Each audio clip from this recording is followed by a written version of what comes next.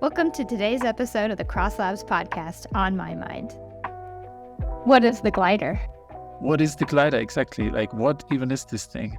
Okay, I'm going to paint a glider here. So this grid, you see whether this thing at the next time step is white or black, that is determined by its own state and those ones around it. There's a rule that says that if among these 9 cells, 3 are white, then at the next time step, this one in the middle is also going to be white. And if any other number of cells is white, then it's going to be black. So pretty simple rules. I mean, that's the whole idea, is that you have some pretty simple kind of laws of physics in some way, if you want. And then that's it. And then you check what's happening. And so if you have a structure like this, what happens is it walks. That's called the glider.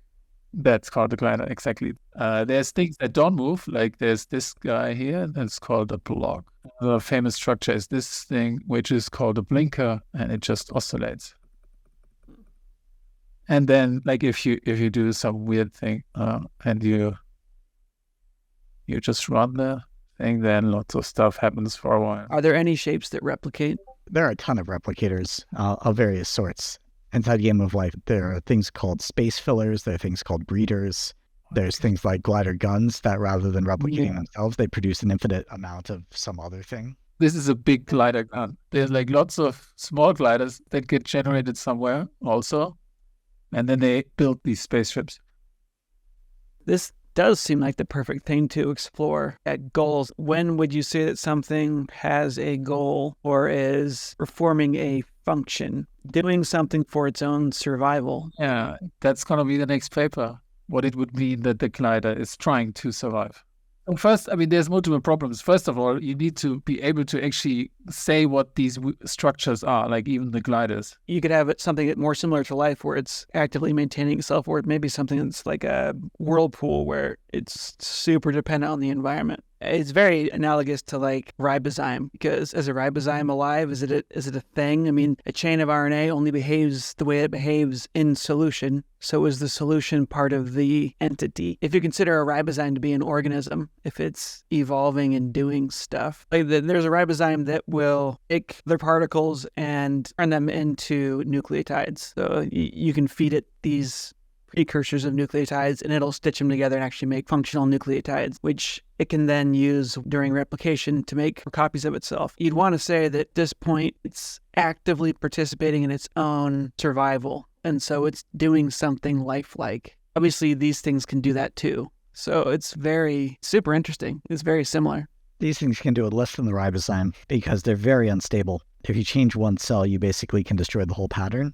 So it's very, very hard to set up something that actually evolves in Game of Life without using the fact that a Game of Life is Turing complete to basically just make a simulator of something else. That's the problem, is that in the Game of Life, Disturbances basically, like, everything is running away from where it's born at the speed of light, or a third of the speed of light, or half the speed of light.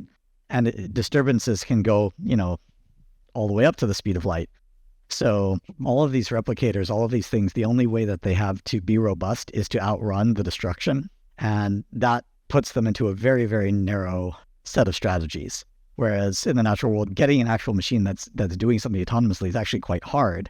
You have to care about what's the energy source and things like that. But the exchange for that is also you have some inherent stability. It's not just like the particles next to you are going to make a nuclear bomb and blow you up, right? Like, you can bound those probabilities. So Game of Life is one of those things that it's a very good lab for trying things, but actually getting evolution or anything like that has proven to be it's not really good for that. It's not clear that it's impossible, no, as far as I know.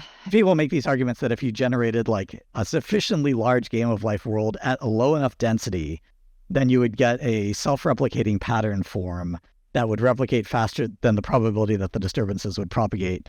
And, those arguments depend on things like what is the asymptotic state of a Game of Life that starts at a certain density. But the scales are much, much, much bigger than even our universe to get anything in the kinds of arguments people make about these sorts of structures. So it's not a really fertile ground. So even if you had like an organism that was like this vacuum cleaner, it was shooting out defensive projectiles everywhere, it wouldn't help it survive one of these explosions you're talking about? You wouldn't be able to guarantee survival against arbitrary boundary conditions. And the thing is, those explosions can propagate faster than it can create gliders to nullify the explosions. There's a speed of light in Game of Life.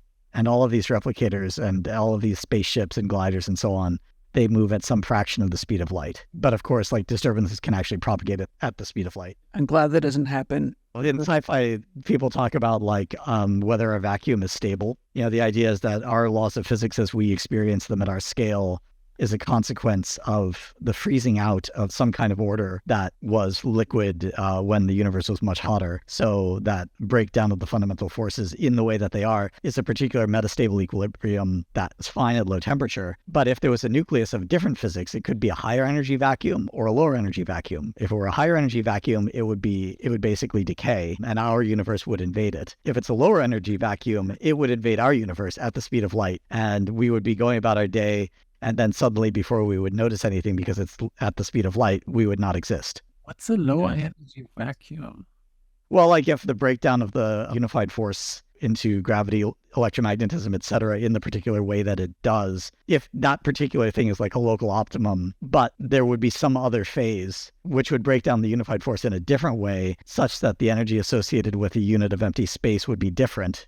You would have different, what we call different laws of physics, even though they then turn out not to be the fundamental laws. Well, we would have things that look very much like our laws of physics, but with different numbers, different symmetries associated with the different forces and different fundamental particles. This kind of thing is still, I think, at the level of, at the most, hard sci-fi. There's no observational evidence of any of this. It's that kind of thing of like string theory and so on. They don't give you a uniquely defined set of laws of physics. They give you a whole set of parameters of what the laws of physics could be. And then, ours is just somewhere in there, and those parameters are set by happenstance. So it's like, well, what if they were set differently? And what would happen if you had one region where they were set one way and another region where they were set another way? How would those regions interact and that kind of thing? But I guess the hint that there might be something to it is that the sort of dark energy term in the expansion equation suggests that there is a negative energy associated with vacuum, so that some energy is basically harvested by our universe expanding. In principle, there could be a vacuum state where you get even more energy per unit expansion than our universe has,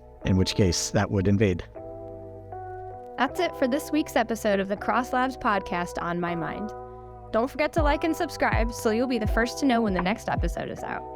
Thanks so much for tuning in, and we'll see you next week.